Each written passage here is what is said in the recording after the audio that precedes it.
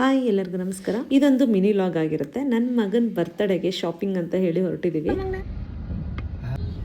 ಅವನಿಗೆ ಬೇಕಾಗಿರೋ ಥಿಂಗ್ಸ್ ಎಲ್ಲ ತಗೊಂಡು ಹಾಗೆ ಕೇಕ್ ಆರ್ಡರ್ ಕೊಟ್ಬಿಟ್ಟು ಅಷ್ಟರಲ್ಲಿ ನನ್ನ ಮಗಳು ಸ್ಕೂಲ್ ಬಿಡೋ ಟೈಮ್ ಆಗುತ್ತೆ. ಅವಳನ್ನು ಕೂಡ ಪಿಕಪ್ ಮಾಡ್ಕೊಂಡು ಬರೋಣ ಅಂತ ಹೇಳಿ ಹೋಗ್ತಾ ಇದ್ದೀವಿ. ಮಾಸ್ಕ್ ಇಲ್ದ ನಿಂತಿದಾರಲ್ಲ ರೀ ಅವರು.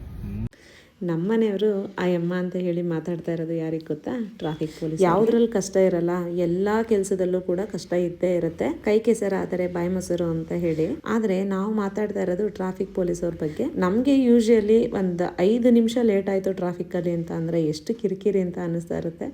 ಅಂಥದ್ರಲ್ಲಿ ದಿನ ಪೂರ್ತಿ ಟ್ರಾಫಿಕ್ ಅಲ್ಲೇ ನಿಂತ್ಕೊಂಡು ಆ ಹೊಗೆ ಕುಡ್ಕೊಂಡು ಅಷ್ಟೊಂದು ಸೌಂಡ್ ಮಧ್ಯೆ ಅವರಿಗೆ ಕೂಡ ಕಿರಿಕಿರಿ ಆಗುತ್ತಲ್ವಾ. ಹೇಗೆ ಕೆಲಸ ಮಾಡ್ತಾರೆ ಅಂತ ಹೇಳ್ಬಿಟ್ಟು ಮಾತಾಡ್ತಾ ಇದ್ವಿ. ಇನ್ನು ಪೆಟ್ರೋಲ್ ವಿಚಾರಕ್ಕೆ ಬಂದ್ರೆ ಈಗಿನ ಪೆಟ್ರೋಲ್ ದಿನೇ ದಿನೇ ಚಿನ್ನದ ಬೆಲೆ ಹೇಗೆ ಏರ್ತಾ ಇದೆಯೋ ಹಾಗೆ ಪೆಟ್ರೋಲ್ ರೇಟು ಕೂಡ ಏರ್ತಾ ಇದೆ. ನಮ್ ಕಾರಿಗೆ 10 ಕಿಲೋಮೀಟರ್ ಆದ್ಮೇಲೆ ಏನಾದ್ರೂ ಪೆಟ್ರೋಲ್ ಹಾಕ್ಸಿದ್ವಿ ಅಂತ ಅಂದ್ರೆ ಅದು ಗೊತ್ತೇ ಆಗಲ್ಲ ಪೆಟ್ರೋಲ್ ಇದೆಯಾ ಇಲ್ವಾ ಅಂತ ಹೇಳಿ. ಅದ್ ರೀಡಿಂಗ್ ತೋರ್ಸೋದೇ ಮರ್ತೋಗ್ಬಿಟ್ಟು 0 ತೋರಿಸ್ತಾ ಇರುತ್ತೆ. ಸರಿ ಆಯ್ತು, ಪೆಟ್ರೋಲ್ ಹಾಕಿಸ್ಕೊಂಡು ಫಸ್ಟ್ ನನ್ನ ಮಗಂಗೆ ಬಟ್ಟೆ ತೊಗೊಂಬಿಡೋಣ ಬರ್ತ್ಡೇಗೆ ಅಂತ ಹೇಳಿ ಬಂದ್ವಿ. ಫಸ್ಟ್ ಅಂಗಡಿಗೆ ಹೋದ್ವಿ. ಆ ಅಂಗಡಿನಲ್ಲಿ ನನಗೆ ಯಾವುದೂ ಅಷ್ಟಾಗಿ ಇಷ್ಟ ಆಗಲಿಲ್ಲ.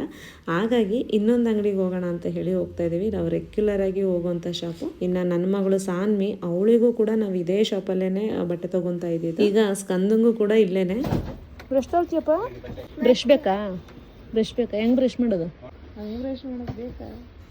ನಾನೇ ಕೇಳಿದೆ ಬ್ರಷ್ ಬೇಕಾ ಅಂತ ಹೇಳಿ, ಬಟ್ ಲಾಸ್ಟಿಗೆ ಹಠ ಮಾಡ್ತಾನೆ ಅಂತ ಗೊತ್ತಾಗ್ಲಿಲ್ಲ. ಫೈನಲಿ ಸ್ಕಂದಂಗೆ ಬಟ್ಟೆ ಕೂಡ ಸೆಲೆಕ್ಟ್ ಆಯ್ತು. ಹಾಗೆ ಆ ಬ್ರಷ್ ಕೂಡ ಬಿಡ್ಲಿಲ್ಲ, ಅದನ್ನು ಕೂಡ ತಗೊಂಡ್ ಬಂದ.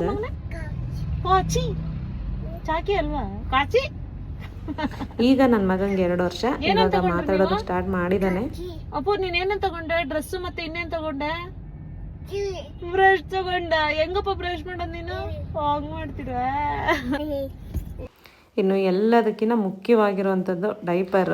ಬರೋ ಡೈಪರ್ಸ್ನೆಲ್ಲ ಹಾಕ್ಬಿಟ್ಟು ಟ್ರೈ ಮಾಡಿ ನೋಡ್ಬಿಟ್ಟಿದ್ದೀನಿ. ಯಾವುದೇ ಹಾಕಿದ್ರೂ ಅವನಿಗೆ ರ್ಯಾಷಸ್ ಆಗುತ್ತೆ. ಆದರೆ ಮೆಡ್ ಪ್ಲಸ್ ಅಲ್ಲಿ ಕಿಡೋಸ್ ಅಂತ ಸಿಗುತ್ತೆ, ಅದು ಮಾತ್ರ ಅವನಿಗೆ ರ್ಯಾಷಸ್ ಆಗಲ್ಲ. ಹಾಗಾಗಿ ಹುಡ್ತಾಗ್ಲಿಂದ ಒಂದು 2 ಮಂತ್ಸ್ ಎಲ್ಲಾದ್ರ ಮೇಲೂ ಪ್ರಯೋಗ ನಡೆದಿತ್ತು. 2 ಮಂತ್ಸ್ ಆದ್ಮೇಲೆ ಇದನ್ನ ಫೈಂಡ್ ಔಟ್ ಮಾಡ್ಕೊಂಡಿದ್ದು. ಆಗ್ಲಿಂದ ಇವತ್ತಿನವರೆಗೂ ಅವನಿಗೆ ಕಿಡೋಸ್ ಡೈಪರ್ಸ್ನೇ ಯೂಸ್ ಮಾಡ್ತಾ ಇರೋದು.